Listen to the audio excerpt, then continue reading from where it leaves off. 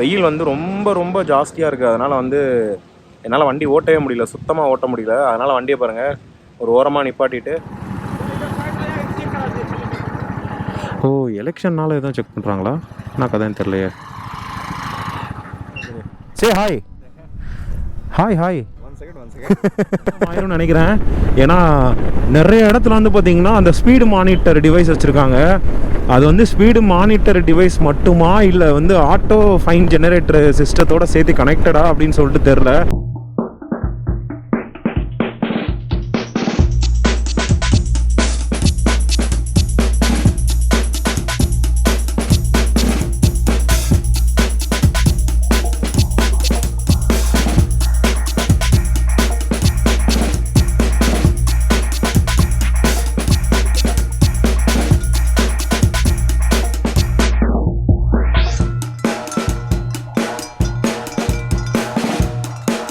So வணக்கம், நான் உங்கள் Praveen. Welcome to Tamil moto vlogger. இன்றைக்கி நம்ம எங்கே இருக்கோம் அப்படின்னு பார்த்தீங்கன்னா உத்தரப்பிரதேஷில் இருக்கக்கூடிய அயோத்தியில் இருக்கோம். ஸோ நேற்றே வந்து பார்த்துருப்பீங்க, நம்ம வந்து ராமர் டெம்பிளுக்குலாம் போயிட்டு வந்தோம். இங்கே வந்து வெயில் வந்து பயங்கரமாக இருக்குது. ஸோ அதனால் இன்றைக்கி நான் வந்து ரைடிங் கியர்ஸ் வந்து யூஸ் பண்ண போகிறதில்ல, ஒன்லி ஜாக்கெட் மட்டும் தான் யூஸ் பண்ண போகிறேன், ஷூ யூஸ் பண்ண போகிறேன். மற்ற எல்லாத்தையும் பேக் பண்ணி வச்சாச்சு. ஸோ இங்கேருந்து நம்மளோட அடுத்த டெஸ்டினேஷனான சிலிகுரிக்கு வந்து நம்ம ட்ராவல் பண்ண போகிறோம். அரௌண்ட் 700 கிலோமீட்டர்ஸ் வந்து இங்கேருந்து நம்ம ட்ராவல் பண்ண போகிறோம். ஸோ போகிற வழியில் நேபாள் பார்டரை பார்க்குறதுக்கு நிறைய வாய்ப்பு இருக்குது. அதுக்கப்புறம் நம்ம நார்த் ஈஸ்ட்டுக்குள்ளே என்ட்ரு ஆக போகிறோம். ஸோ இப்போ தான் நம்ம சேனலுக்கு ஃபஸ்ட் டைம் வந்திருக்கீங்கன்னா மறக்காமல் சேனலை சப்ஸ்கிரைப் பண்ணிக்கோங்க, பக்கத்தில் இருக்க பெல் ஐகானை கிளிக் பண்ணிக்கோங்க. ஸோ நம்மளோட அட்வென்ச்சரை நெக்ஸ்ட் லெவலில் வந்து நம்ம எடுத்துகிட்டு போகிறோம். ஸோ நார்த் ஈஸ்ட்டில் நம்ம என்ன ப்ராப்ளமாக ஃபேஸ் பண்ண போகிறோம்னு எனக்கு தெரியல, எல்லாமே நல்லபடியாக நடக்கும்னு நினைக்கிறேன். சரி வாங்க இன்றைக்கான வீடியோக்குள்ளே போகலாம். எடுத்தாச்சு. ஸோ இங்கேருந்து சிலிகுரி நம்மளோட டார்கெட்டு 820 கிலோமீட்ரு. நாளைக்கு ஈவினிங்குள்ளே போயிடலாம். முருகா நல்லபடியாக போய்ட்டு வரணுப்பா. இது எந்த அளவுக்கு ஒரே ஸ்ட்ரெச்சில் பண்ணுறதுன்னு பார்ப்போம். என்னால் அந்த வெயிலை சுத்தமாக தாங்கவே முடியல. ஏன்னா வெயில் வந்து கொஞ்சம் நஞ்சம்லாம் அடிக்கலை, பயங்கரமான வெயில். ஸோ நம்ம இங்கே தான் ஸ்டே பண்ணியிருந்தோம். ஸ்டே நல்லா இருந்துச்சு. குரங்கு தொல்லை அப்படின்றதுனால ஃபுல்லாக கூண்டு அடித்து நீட்டாக வச்சுருக்காங்க.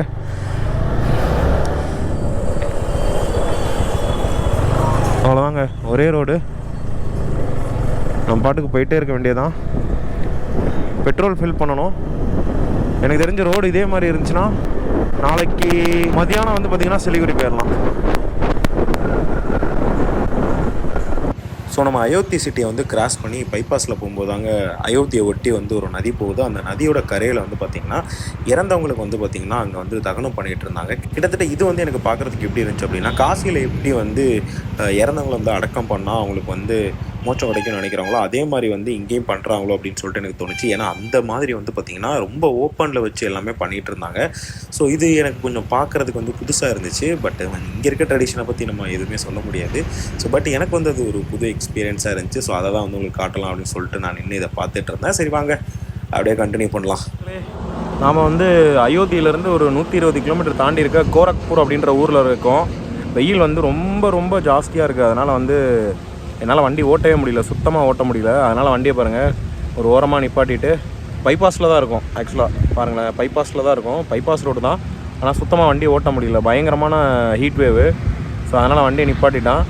நம்மளோட டார்கெட் டெஸ்டினேஷன் வந்து 700 கிலோமீட்டர். ஆல்மோஸ்ட் அதில் வந்து 800 கிலோமீட்டரில் 120 கிலோமீட்டர் வந்து நம்ம வந்துட்டோம். 1 மணி நேரம் இந்த இடத்துல நான் 1 மணி நேரம் வந்து நின்று வெயிட் பண்ணிகிட்ருக்கேன். இந்த இடத்துல ஒரு அரச மரம் இருந்துச்சு. ஸோ அதனால தான் நானும் அரச மரத்தை வெட்டிட்டு அப்படியே வண்டியை நிப்பாட்டிட்டு செம்ம ஸ்வெட்டிங், ஜாக்கெட் எல்லாத்தையும் கழட்டிட்டு எப்பா அப்படின்னு சொல்லிட்டு உட்காந்துட்டேன். கோப்ரோ வந்து சடனாக வந்து மால் ஃபங்க்ஷன் ஆகிடுச்சு, என்னன்னே தெரில. கோப்ரோ ஆனே ஆகலை, பேட்ரி மட்டும் ஃபுல்லாக ட்ரெயின் ஆகிடுச்சு, ரெக்கார்டே ஆகவே இல்லை. அதனால் நான் இப்போ என்ன பண்ணியிருக்கேன்னா மறுபடியும் கோப்ரோட பேட்டரியை புது பேட்டரி மாற்றிட்டு மறுபடியும் செக் பண்ணி பார்த்தேன். இப்போ கரெக்டாக தான் ஒர்க் ஆகுது, ஒன்றும் பிரச்சனை இல்லை. அதாவது எக்ஸ்ட்ரீம் லெவலில் ஹீட் ஆச்சுனாலும் கோப்ரோ வந்து ஒர்க் ஆகவே ஆகாது. இங்கே பாருங்கள், என் கூட வந்து ஒரு லாரி வந்து அவங்களும் வந்து பக்கத்தில் நிப்பாட்டிட்டு அவங்களும் வந்து ஃப்ரெஷ் ஆகிட்டு இருக்காங்க. ஏன்னா அந்தளவுக்கு வந்து பார்த்திங்கன்னா வெயில் கிட்டத்தட்ட டெல்லியிலலாம் 53 டிகிரி வெயில் அடிக்குதாமா. எப்படி நம்ம இங்கேருந்து போக போகிறோன்னே தெரில. ஏன்னா இப்படி ஓட்டினா தான் வந்து அட்லீஸ்ட் நாளைக்கு மார்னிங் ஒரு 6 o'clock நம்மளால் வந்து சிலிகுரி போக முடியும். இதுவே வந்து நான் நைட்டு மறுபடியும் பெட்ரோல் பங்க்கில் வேறு ஸ்டே பண்ணணும் அப்படின்றப்ப நாளைக்கு வந்து 11 மணி அந்த மாதிரி டைம் ஆகிடும் நம்ம சிலிகுரி போகிறதுக்கு. என்ன தான் ஓட்டினாலும் போக முடியாது. ஸோ அதனால் கொஞ்சம் பார்த்து தான் போக வேண்டியிருக்கு. ஒன்ஸ் நம்ம சிலிகுரி அந்த மாதிரி போயிட்டோன்னா நமக்கு வந்து டெம்பரேச்சர் கம்மியாகிடும், கொஞ்சம் ஓட்டுறதுக்கு பெட்டராக இருக்கும்னு பார்த்தேன். இங்கே பிரித்து மேய்ஞ்சிட்ருக்கு சுத்தம். நம்ம வந்து நம்ம ட்ரிப்பை வந்து ஈஸியாக ஸ்மூத்தாக முடிச்சிடலாம் அப்படின்னு பார்த்தா நம்ம ஸ்டார்ட் பண்ணதுலேருந்தே ஏகப்பட்ட பிரச்சனை. அதே மாதிரி இப்போயும் வந்து பார்த்திங்கன்னா வெதர் வேறு பயங்கர ப்ராப்ளமாக இருக்குது. மழையே வந்து பெய்ய மாட்டேங்குதுங்க, எங்கேயுமே மழை பெய்ய மாட்டேங்குது. நம்ம எப்போல்லாம் ஒரு லொக்கேஷனை விட்டு வெளியில் வரோமோ அப்போ அந்த லொக்கேஷன் வந்து பயங்கரமாக மழை பெய்யுது.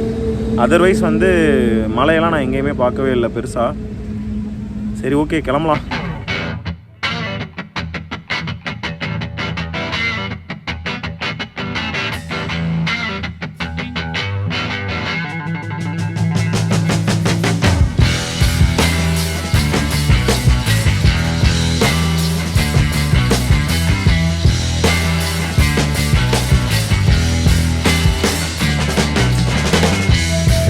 ஒரு 200 கிலோமீட்டர் ப்ளஸ் வந்து ரைட் பண்ணி வந்தாச்சு. ஆல்மோஸ்ட் பீகார் பக்கத்தில் வரப்போகிறோன்னு நினைக்கிறேன். நிறையா பீகார் ரெஜிஸ்ட்ரேஷன் வெஹிக்கிள்ஸ்லாம் பார்த்தோம். ஸோ அதனால தான் ஒரு ஹோட்டலில் ஸ்டாப் பண்ணியாச்சு. ஸோ பிரியாணி வந்து 1 கிலோ வந்து 200 ருபீஸ். ஸோ நான் வந்து ஹாஃப் பிளேட், அதாவது 100 ருபீஸ்க்கு மட்டும் ஆர்டர் பண்ணியிருக்கேன். அப்படியே சாப்பிட்டுட்டு இங்கேருந்து போயிடலாம் அப்படின்னு சொல்லிட்டு. இங்கே இந்த பக்கம் கொஞ்சம் லைட்டாக மழையெல்லாம் பெஞ்சிருக்கும் போல். ஸோ அதனால் வந்து பார்த்திங்கன்னா வெயில் வந்து அவ்வளோவா தெரில, இல்லை டைம் ஆகிடுச்சா என்னென்னு தெரில. பார்த்தாலே தெரியும், ஃபுல் ஸ்வெட்டிங், பயங்கரமான ஸ்வெட்டிங். ஸோ அவங்க பாருங்கள், பிரியாணி வந்து எடுத்துகிட்ருக்காங்க. இப்போ பாருங்கள், புலாவ் மாதிரி தெரியுதா? ஸோ புலாவ் மாதிரி ஒயிட் கலரில் ரைஸ் கொடுத்துருக்காங்க. ஸோ அதோட இந்த ட்ரிங்க் ஒன்று கொடுத்துருக்காங்க. சாப்பிட்டுட்டு அதுக்கப்புறம் நம்ம மோட்டோவில் கண்டினியூ பண்ணலாம். ஒன்றும் இந்த ரூட்டில் பெருசாக காட்டுறதுக்கு எதுவும் இல்லைங்க. ஒன்லி வந்து ஹைவேஸ் மட்டும்தான் இருக்குது. எப்படா வந்து டெஸ்டினேஷன் போவோன்ருக்கு. கொஞ்சம் கிளைமேட் கொஞ்சம் மாறுச்சுன்னா நான் பெட்டராக இருக்கும்னு நினைக்கிறேன். சரி, சாப்பிட்டுட்டு கண்டினியூ. அப்பாச்சி ஃபேன்ஸ் வந்தாங்க நம்மளை பார்க்க. வந்துட்டு எங்கேருந்து பையா வரீங்க, எங்கே போகிறீங்க, எப்படி ட்ராவல் பண்ணுறீங்க, எப்படி இருக்குது, பரவாயில்லையா அப்படின்னு சொல்லிட்டு நல்லா பேசினாங்க. இந்த அங்கே தான் நின்றுட்டுருக்காங்க. டைம் ஆயிடுச்சு, அதனால் நம்ம கிளம்பலாம். கிட்டத்தட்ட ஒரு 45 மினிட்ஸ் நான் இங்கே வந்து டைம் ஸ்பெண்ட் பண்ணிட்டேன். பிகாஸ் தெரியும் உங்களுக்கு, அட்மாஸ்பியர் வந்து ரொம்ப ரொம்ப ரொம்ப மோசமான நிலைமையில் இருக்குது. ஸோ சிலிகுரிக்கு தான் நான் போட்டிருக்கேன். இங்கேருந்து முஃபாசா 4 அது வழியாக போயிட்டு அங்கேருந்து மறுபடியும் நம்ம மேலே ட்ராவல் பண்ணுறோம். 588 கிலோமீட்டர்ஸ். ஒன்றும் பிரச்சனை இல்லை, அசால்ட்டு பண்ணிடலாம். ஓ, எலெக்ஷன்னால் எதுவும் செக் பண்ணுறாங்களா? நான் கதைன்னு தெரியலையே.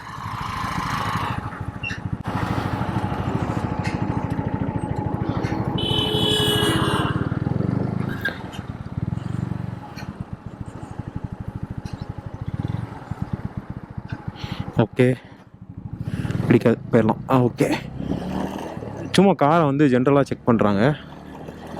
எலெக்ஷன் வரப்போதா என்ன பீகாரில்? இன்னும் முடியலையா என்னன்னு தெரியலையே. சரி, ஓகே, வாங்க. ஜென்ரலாக செக் பண்ணுறதா கூட இருக்கலாம். அவர் இங்கே அங்கே என்ட்ரியில் விட்டுட்டாங்க, இங்கே எக்ஸிட்டில் பார்க்குறாங்க. இதுவும் கிட்டத்தட்ட என்ட்ரி மாதிரி தான். என்னங்க வண்டியோட நம்பர் பிளேட்லாம்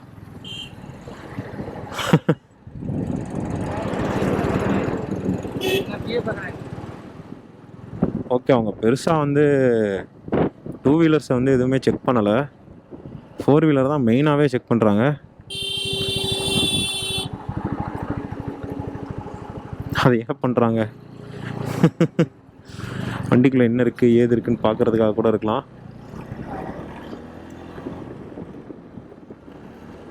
ஆகிட்டோம்.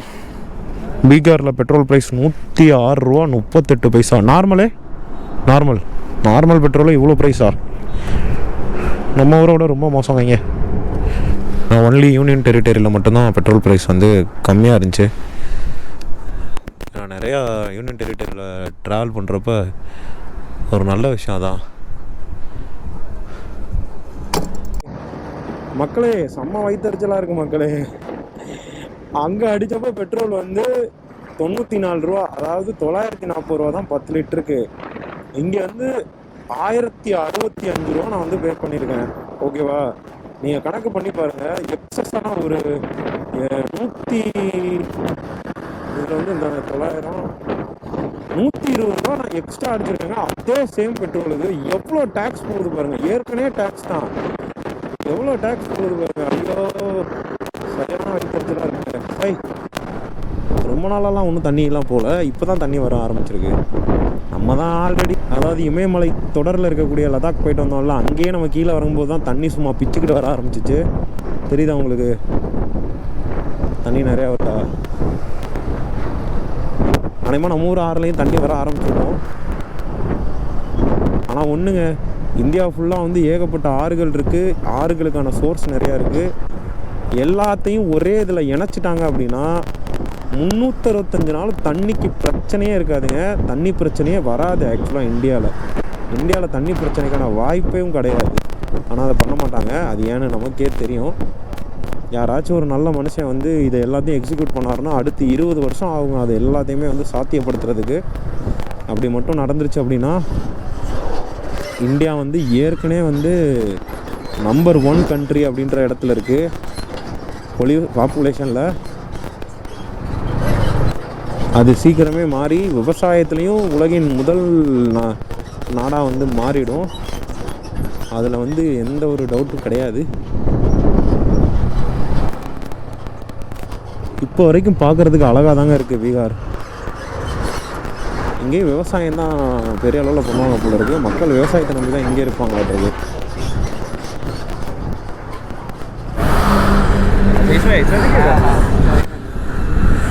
ஸோ இங்கே தாங்க நம்ம கொஞ்சம் ரெஸ்ட் எடுக்கலாம்னு சொல்லிட்டு வெயிட் பண்ணோம். ஸோ இந்த பாய் வந்து நம்ம எப்படி ட்ராவல் பண்ணுறோம் அப்படின்னு சொல்லிட்டு கேட்டுட்டு இருந்தார்.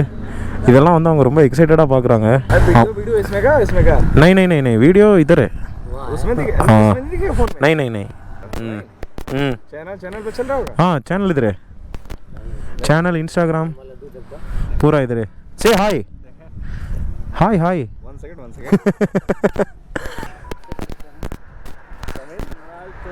मोटो व्लॉगर तमिल मोटो व्लॉगर। ஓகே டைம் ஆயிடுச்சு. அப்படியே நம்ம இங்கேருந்து அப்படியே கிளம்பலாம். ஃபுல்லாக விவசாயம் தாங்க இந்த ஊரில்.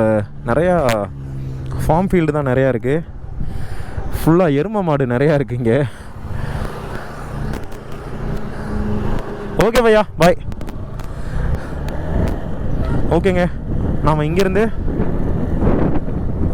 இன்னொரு 16 கிலோமீட்டர் வந்து போயிட்டு NH 27 வந்து ரைட் எடுக்கணும்னு சொல்லி காட்டுது. ஓகே, ரோடு எந்த அளவுக்கு நல்ல கண்டிஷனில் இருக்கோ அந்த லெவலுக்கு நம்ம கண்டினியூ பண்ணி போயிட்டே இருப்போம். அதர்வைஸ் நாம் வந்து இன்றைக்கி ஒரு பெட்ரோல் பங்க் மாதிரி ஒரு இடத்துல ஸ்டே பண்ணலாம் அப்படின்னு தான் பிளான் பண்ணியிருக்கோம். நான் இப்போ தான் போர்டு பார்த்தேன். இங்கேருந்து பாட்னா வந்து பார்த்திங்கன்னா 165 கிலோமீட்டர் சம்திங் போர்டு இருந்துச்சு. ஆக்சுவலாக நம்ம என்ட்ரு ஆனோம்ல, நம்ம பீகாரோட பார்டர் என்ட்ரு ஆனோம் இல்லையா, அங்கேருந்து பாட்னா வந்து பார்த்திங்கன்னா ரொம்ப நியர்பை காட்டுச்சு. ஸோ நம்ம வந்து சிலிகுரி போகணும் அப்படின்றதுனால சிலிகுரி பேஸ் பண்ணியிருக்கக்கூடிய மெயின் ரோட்டை தான் நம்ம வந்து பார்த்திங்கன்னா ரூட் எடுத்து போயிட்டுருக்கோம். ஸோ இங்கே வந்து பார்த்திங்கன்னா ரோடு செம்மையாக இருக்குங்க, சான்ஸே இல்லை. சூப்பராக ரோடு போட்டு வச்சுருக்காங்க. அதே மாதிரி நம்ம இதுவரையும் பார்த்த எல்லா இடத்துலையும் எப்படி வந்து ஹோட்டல்ஸு பெட்ரோல் பங்க்ஸ்லாம் இருந்துச்சோ அந்த மாதிரி இங்கேயுமே வந்து பெரிய பெரிய ஹோட்டல்ஸு பெரிய பெரிய பெட்ரோல் பங்க்ஸ்லாம் வந்து பார்த்திங்கன்னா சைடில் வருது.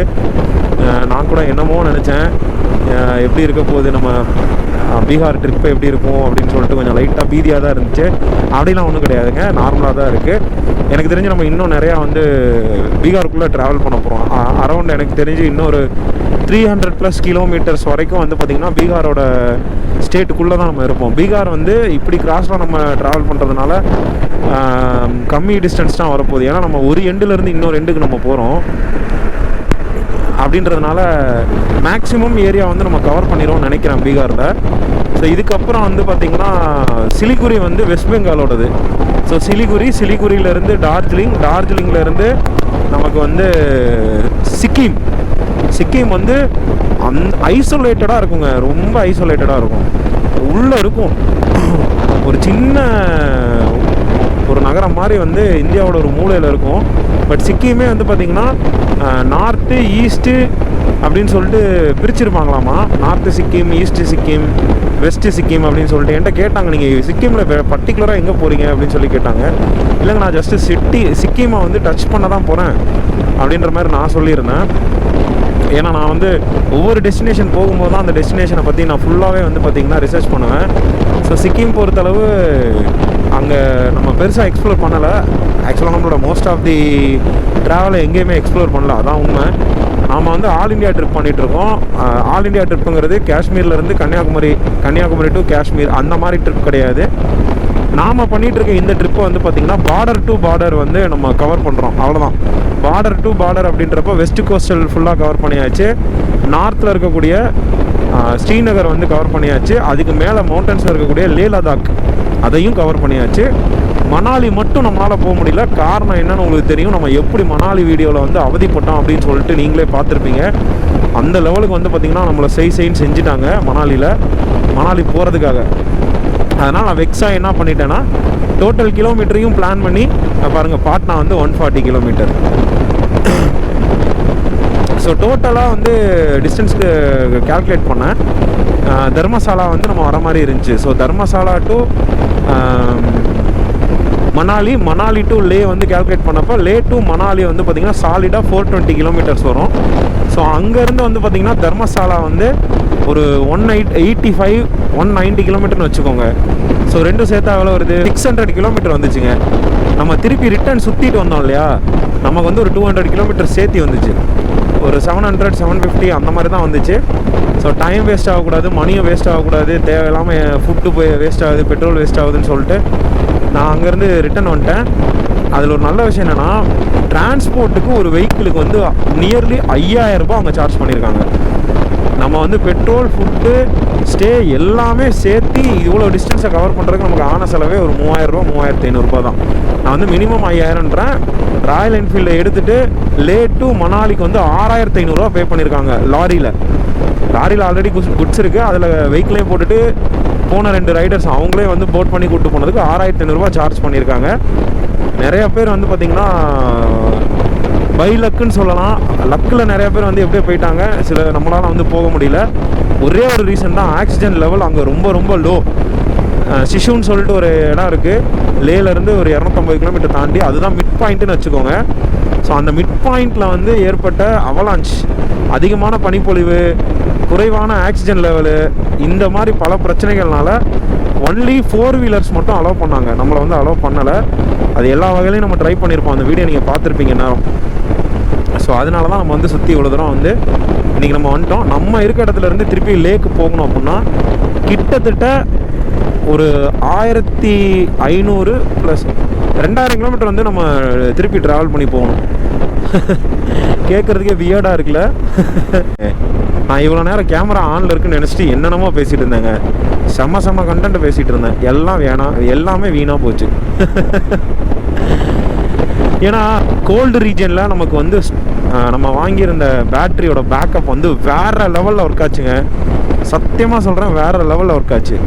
அப்படியே ஹாட்டான இடத்துக்கு வந்தோன்னா வச்சுங்களேன், பேட்டரியோட பர்ஃபார்மன்ஸு, கேமராவோட பர்ஃபார்மன்ஸ் எல்லாமே வந்து டிபெண்ட்ஸ். ஓவர் ஹீட்டிங்னால சீக்கிரமே ட்ரெயின் ஆகிடுது. சீக்கிரமே வந்து பார்த்திங்கன்னா கேமராவும் வந்து ஸ்டக் ஆகுது. ஸோ கோபுரோ பொறுத்தளவு நம்ம மோட்டோ விளாக் பண்ணால் இந்த மாதிரி பிரச்சனைலாம் நம்ம ஃபேஸ் பண்ணுவோம். பாட்னா பற்றி சொல்லிட்டு இருந்தோம். ஸோ பீகாரோட ஒரு முக்கியமான சிட்டி வந்து பாட்னா. நம்ம பாட்னா வந்து போகலை. இங்கேருந்து வந்து பார்த்திங்கன்னா பாட்னா அரௌண்ட் 140 கிலோமீட்டருக்கு மேலே காட்டுச்சு. நம்மளோட அல்டிமேட் பிளானே வந்து பார்த்திங்கன்னா நார்த் ஈஸ்ட்டு போகிறது தான்.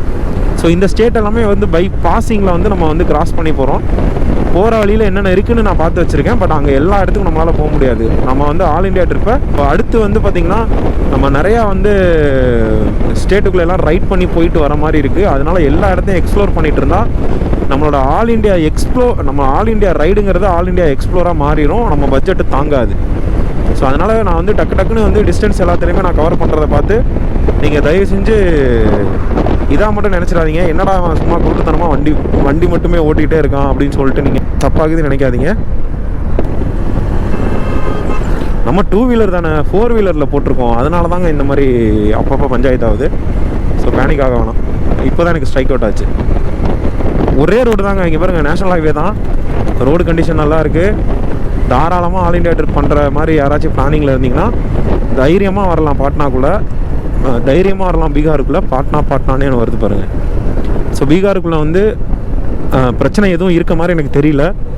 எல்லாருமே வந்து கேஷுவலாக தான் இருக்காங்க. நம்மளும் அதே கேஷுவலோட இன்றைக்கி நைட் வந்து ஒரு 10 மணி வரையும் நம்ம ரைட் பண்ணுவோம். 10-11 மணி வரையும் மேக்ஸிமம் ரைடே இருக்கும். அதுக்கப்புறம் ஒரு பெட்ரோல் பங்கில் ஆல்ட்டை போட்டுட்டு கொஞ்சம் ரெஃப்ரெஷ் ஆகிட்டு லைட்டாக தூக்கத்தையும் போட்டுட்டு அதுக்கப்புறம் நம்ம எந்திரிச்சு ட்ராவல் பண்ண ஆரம்பிப்போம். நம்ம ஊர் மாதிரி தாங்க இருக்குது பைபாஸ். இங்கே பாருங்கள், ஹோட்டல் மட்டும் எனக்கு பிடிக்கலங்க. ஹோட்டலை பார்த்தாலே சாப்பிடவே தோண மாட்டேங்குது. ஓரளவுக்கு நல்ல ஹோட்டல் எங்கே இருக்கும் அந்த ஹோட்டலில் மட்டும்தான் நான் வந்து பிளான் பண்ணி சாப்பிட்றேன். நீங்களும் அதே ஃபாலோ பண்ணுங்கள். எல்லா ஹோட்டலையும் போய் சாப்பிட்றாதீங்க, பெரிய பஞ்சாயத்து ஆயிரும். நான் சொல்கிறது வந்து ரைடருக்கு தேவையே வந்து ஒரு நல்ல டைமிங்கு. ஸோ நல்ல ஃபுட்டு எடுக்கணும், தப்பு இல்லை.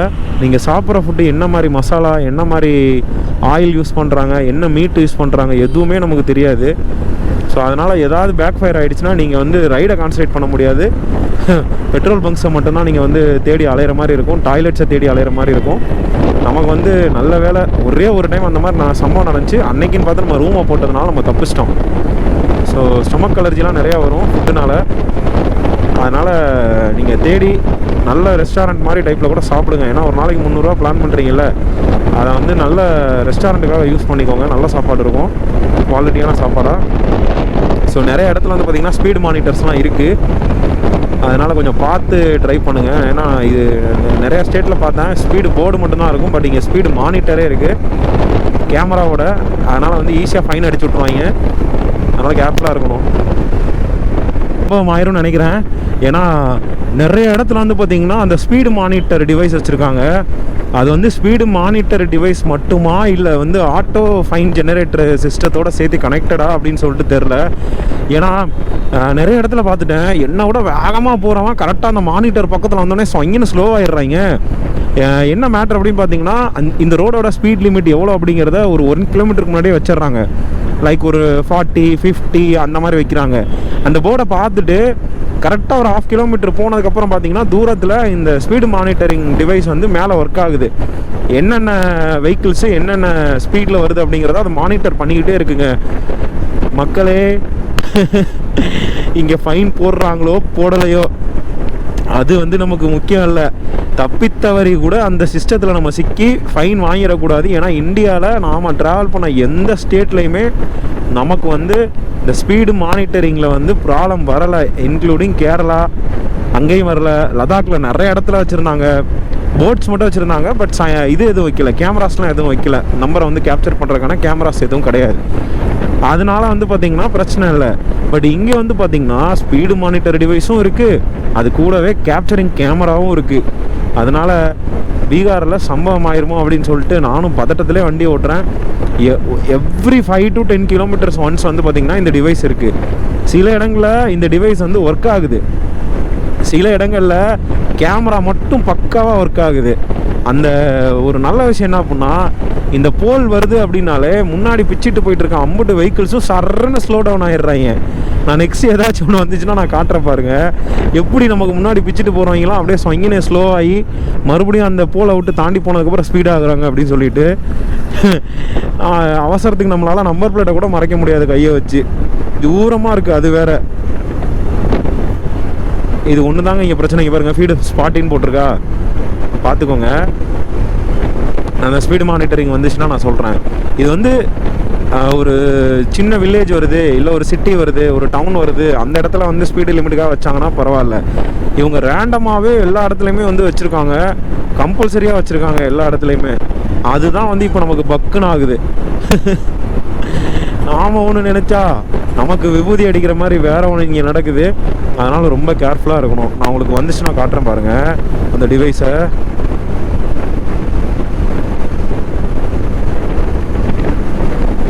ஸ்பீட் லிமிட் வந்தோடனே எல்லாருமே அப்படியே ஸ்லோவாகிடுறாங்க. நம்மளோட ஸ்பீடையும் அது கால்குலேட் பண்ணிருச்சு. நான் அப்படியே டவுன் பண்ணிட்டேன். இங்கே பாருங்க, எல்லாரும் அப்படியே ஸ்லோவாக போகிறாங்களா. இங்கே பாருங்க, எனக்கு பின்னாடி ஒரு கார் வருதா, ஸ்லோவாக வருது பாருங்க. ஏங்க எல்லா பக்கமும் இதை போட்டு வச்சுருக்காங்க. என்னங்க இது? ஏங்க இப்படியெல்லாம் பண்ணால் எப்படிங்க வண்டி ஓட்டுறது? ஒவ்வொரு 10 கிலோமீட்டருக்கு ஒரு கையும் இந்த மாதிரி ஒரு விஷயம் வந்துடுதுங்க. நான் கரெக்டாக நல்லா நோட்டீஸ் பண்ணேன். கரெக்டாக 5 கிலோமீட்டர் ஆர் 10 கிலோமீட்டர் அந்த மாதிரி தான் வந்து பார்த்திங்கன்னா வந்துக்கிட்டே இருக்குது. அந்த எதை வச்சு ஈஸியாக நான் கண்டுபிடிக்கிறோன்னா, ஏன் லெஃப்ட் போக சொல்லுது?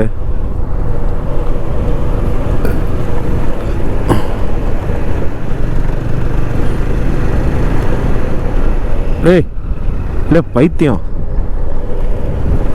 ஏன் நம்மளை லெஃப்ட்டு போக சொல்லிச்சு? அதை ஃபஸ்ட்டு கண்டுபிடிப்போமா? ஸோ போலீஸ் இருக்காங்க. ஓகே, ரோடை பிடிச்சாச்சுன்னு நினைக்கிறேன். அவ்வளோதாங்க, இங்கிட்டும் பைபாஸ் தாங்க போகுது. பீதி ஆகுதுங்க, வேற ஒன்றும் இல்லை. உள்ளுக்குள்ளே அவ்வளோ பீதி ஆகுது.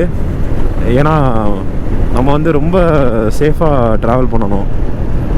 சீதாமதி, ஓகே ஓகே, கண்டினியூ பண்ணலாம். நைட் ட்ராவல் அப்படிங்கிறது நம்ம ஊர்லேயே கொஞ்சம் பீதியாக தான் இருக்கும். நம்ம ஊரே இது கிடையாது. நம்ம ஊர்லேருந்து 2000 கிலோமீட்டர் தாண்டி இருக்கேன் நான் இப்போ. அப்படின்றப்ப எனக்கு கொஞ்சம் மரண பீதி ஆக தான் செய்யுது. ஓகே, டோல் ரோடு தான், டோல் ரோடு ஸ்டார்ட்னு போட்டிருக்காங்க. அப்படின்னா இந்த ரோடும் கண்டிப்பாக நல்லா தான் இருக்கும். நம்ம அப்படியே ட்ராவலை கண்டினியூ பண்ணலாம்.